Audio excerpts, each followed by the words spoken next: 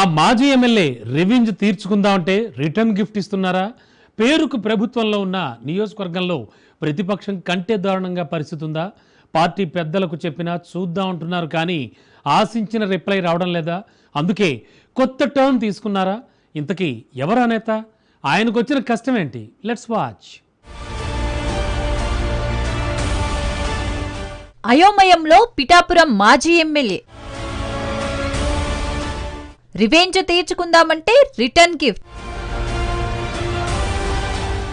వర్మకు counter ఇస్తున్న జనసేన నేతలు.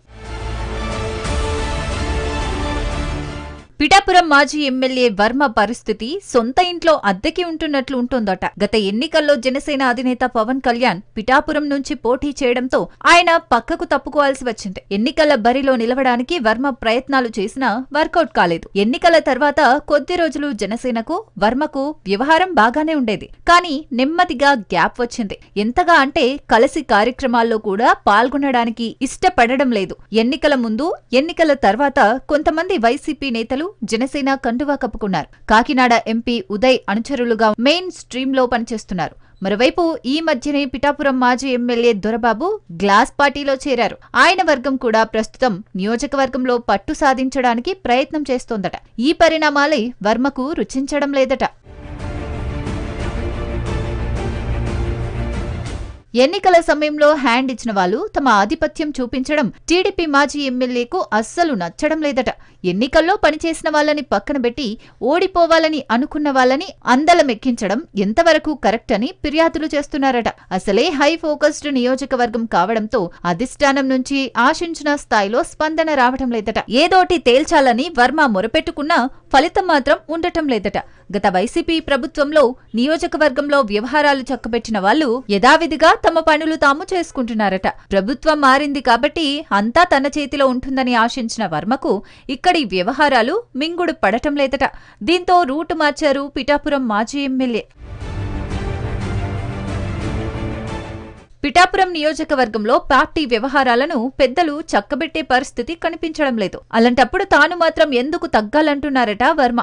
తమ ప్రభుత్వం వచ్చిన తర్వాత రివెంజ్ తీర్చుకుందామనుకుంటే తనకే రిటర్న్ గిఫ్టులు ఇస్తున్నారని అనుచరుల దగ్గర ప్రస్తావిస్తున్నారట. దాంతో రూటు మార్చినట్లు గుసగుసలు వినిపిస్తున్నాయి. నియోజకవర్గంలో జరుగుతున్న పరిణామాలను ఎస్టాబ్లిష్ చేస్తే అందరూ ఓపెన్ అయిపోతారని భావిస్తున్నారట. దానికి విత్ ప్రూఫ్స్ తో ఇటు టీడీపీ అటు జనసేన పెద్దలకు కనెక్ట్ అయ్యేలా కొడుతున్నారట. మట్టి ఇసుక అక్రమ రవాణా జరుగుతున్నా ఎందుకు పట్టించుకోవడం లేదని డైరెక్ట్ గా ఫీల్డ్లోకి వెళ్లిపోయారు.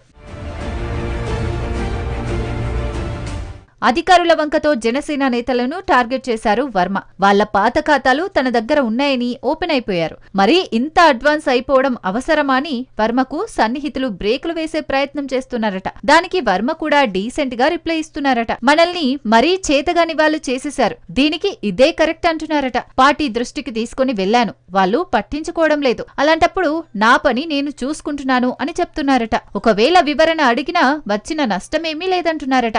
ముందు చెప్పాను, వాళ్ళు లైట్ తీసుకున్నారు కాబట్టి మన వేలో మనం వెళ్లిపోవాలి అంటున్నారట. అటు వర్మ కామెంట్స్ కి అంతే సీరియస్ గా రిప్లై ఇస్తున్నారు జనసేన నేతలు. వర్మ ఎమ్మెల్యేగా ఉన్నప్పుడు వెలగబెట్టిన వ్యవహారాలు తమకు కూడా తెలుసంటున్నారు. అప్పుడు మేము కూడా మీతోనే పనిచేశామని గుర్తు చేస్తున్నారట జనసేన నేతలు.